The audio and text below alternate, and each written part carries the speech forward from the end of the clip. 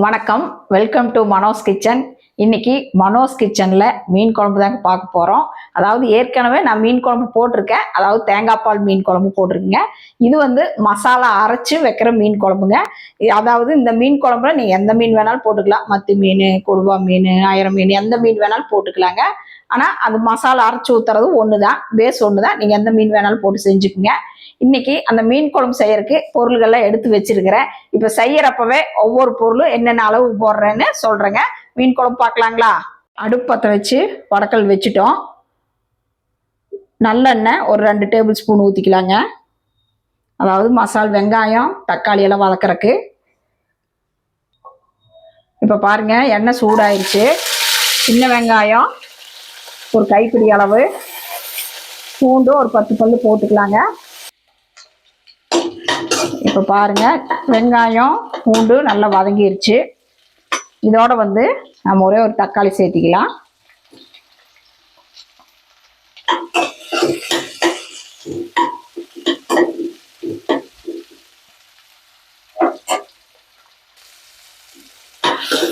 தக்காளி நல்லா வதங்கிருச்சு. தக்காளி நல்லா வதங்கிருச்சுங்க. இதோட கொஞ்சமா தேங்காய் சேர்த்துட்டு நல்லா ஒரு வதக்கிட்டு நம்ம மசாலெல்லாம் சேர்த்துக்கலாம்.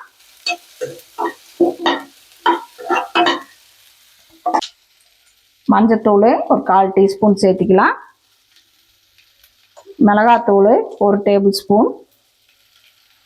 அதே மாதிரி மல்லித்தூள் ஒரு 2 டேபிள் ஸ்பூன் போட்டுக்கலாம். குழம்பு மிளகாத்தூள் ஒரு டேபிள் ஸ்பூனுங்க. அதாவது இந்த குழம்பு மிளகாத்தூள்லையே மிளகு, சீரகம், மல்லி, வரமிளகாய் எல்லாமே இருக்குதுங்க. அது ஒரு டேபிள் ஸ்பூன் சேர்த்துக்கலாம்.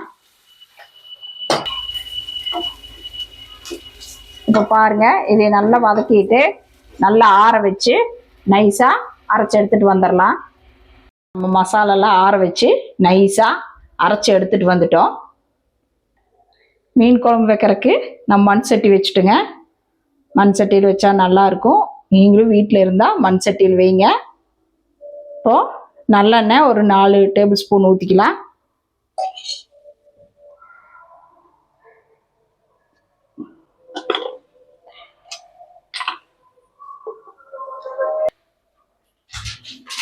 பாருங்க, எண்ணெய் சூடாயிருச்சு. அதுக்கு அடுத்தது வந்து 1/2 டேபிள் ஸ்பூன் கடுகு சேர்த்திக்கலாம்.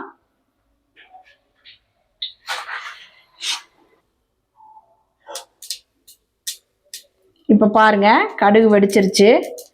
வெந்தயம் ஒரு 1/4 டீஸ்பூன் சேர்த்திக்கலாம். அதோட சோம்பு ஒரு 1/4 டீஸ்பூன். பாருங்க, எல்லாமே நல்லா வெடிச்சிருச்சு. இப்போ சின்ன வெங்காயம் சேர்த்திக்கலாம். ஒரு 10-15 சின்ன வெங்காயம். பச்சை மிளகாய் ஒரு 3 பச்சை மிளகாய். கருவேப்பிலை ஒரு இனுக்கு சேர்த்துக்கலாங்க.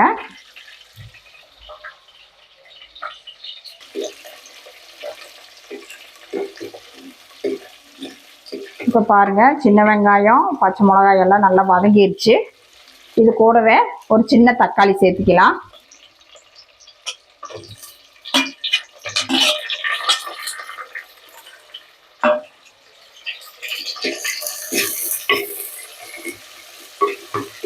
இதையும் நல்லா வதக்கி எடுத்துட்டு நாம அரைச்சதை ஊற்றிடலாம். அதுக்கு முன்னாடி வந்து புளி வந்து சின்ன எலுமிச்சம்பழ சைஸ் எடுத்து வச்சிருக்கிறேங்க.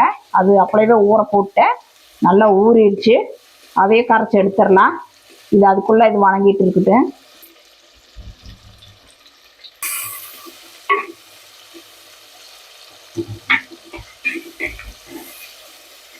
இப்போ பாருங்க, வெங்காயம் தக்காளி எல்லாமே நல்லா வதங்கிருச்சு. அதோட வந்து நாம புளியை கரைச்சி வச்சிருக்கிறோம், சேர்த்திடலாம். மீன் குழம்புனாவே புளி இல்லாமல் மீன் குழம்பு இல்லை. ஏன்னா புளி ஊற்றினாதான் அந்த புளிப்புத்தன்மை இருக்குங்க, குழம்பு டேஸ்டாகவும் இருக்கும். இப்போ பாருங்க, புளியெல்லாம் ஊற்றிட்டோம்.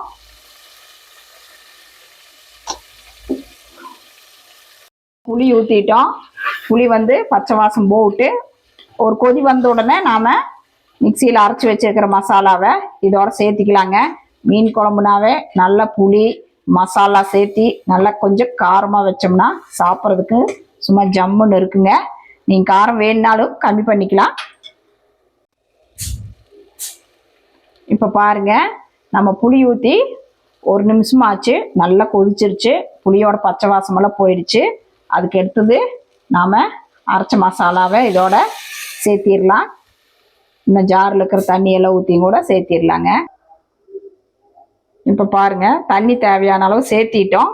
இப்போ குழம்புக்கு தேவையான அளவு உப்பு சேர்த்திடலாம். கல் உப்பு போட்டுக்குங்க. இப்போ இது நல்லா கொதி வரட்டும், அப்புறம் நம்ம மீன் சேர்த்திடலாம். பாருங்கள், குழம்பு கொதிக்கிட்டுன்னு மூடி போட்டேங்க. ஒரு 5 நிமிஷம் ஆச்சு, பார்க்கலாங்க திறந்து. பாருங்க, நல்லா குழம்பு நல்லா கொதிச்சிருச்சுங்க. குழம்போட பக்குவம் பாருங்க எப்படி இருக்குதுன்னு, சும்மா ஜம்முன்னு இருக்குதுங்க கலரு. நீங்க இப்போ வந்து உப்பு காரம் கூட நீங்க பார்த்துக்கலாம். பத்தலினா கூட நீங்க கொஞ்சம் உப்பு சேர்த்திக்கலாம். இப்போ வந்து நம்ம வந்து மீன் சேர்த்திடலாம். நான் இன்னைக்கு வந்து கொடுவா மீன் தாங்க எடுத்திருக்கேன். அதாவது 1/2 கிலோ எடுத்திருக்கிறேன். 1/2 கிலோவுக்கு தகுந்ததான் இப்போ குழம்பு வச்சிருக்கிறேன். இப்போ வந்து மீன் ஒவ்வொன்றா சேர்த்திடலாம். மீனை நல்லா கல் உப்பு போட்டு மஞ்சத்தூள் போட்டு நல்லா கழுவிக்கிங்க. எல்லா மீனையுமே சேர்த்திடலாம். இப்போ பாருங்க, மீன் போட்டு ஒரு 2 நிமிஷம் தாங்க மூடி வச்சிருந்தேன். உப்புன்னு வெந்திருக்கும். அடுப்பை வந்து நீங்கள் கம்மியாக வச்சுக்கோங்க. பாருங்க, குழம்பும் நல்லா கெட்டி ஆயிடுச்சு. பாருங்க, அப்படியே இருந்ததுக்கு இப்போ குழம்பு ரொம்பவே கெட்டி ஆயிடுச்சு. மீன் எல்லாமே நல்லா வெந்துருச்சு. பாருங்க பாருங்க, நல்லா வெந்து மீன் வந்து நல்லா தூர் விட்டுருச்சு. அதாவது நல்லா வெடிச்சிருச்சு மீனுங்க. பாருங்க, இந்த மீனெல்லாம் பாருங்க எப்படி வந்திருக்குன்னு பாருங்க. இனி இதுக்கப்புறம் நம்ம கொதிக்க விட்டோம்னா மீன் எல்லாம் உடஞ்சி போயிருங்க. இதோட மேலே மல்லித்தழை போட்டு அடுப்பு ஆஃப் பண்ணிடலாங்க. அவ்வளோதாங்க, சுவையான சிம்பிளான டேஸ்டான மீன் குழம்பு ரெடிங்க. வீடியோ பிடிச்சிருந்தா லைக் பண்ணுங்க, ஷேர் பண்ணுங்க, சப்ஸ்கிரைப் பண்ணுங்க. உங்க ஃப்ரெண்ட்ஸ்க்கு ரிலேட்டிவ் யாராவது கூட ஷேர் பண்ணுங்க. அதாவது நாங்கள் வீட்லயே சுத்தமான முறைப்படி ஸ்வீட்டு ஸ்நாக்ஸு மசாலா ஐட்டம் அந்த மாதிரி எல்லாம் செஞ்சு கொடுக்குறோம்.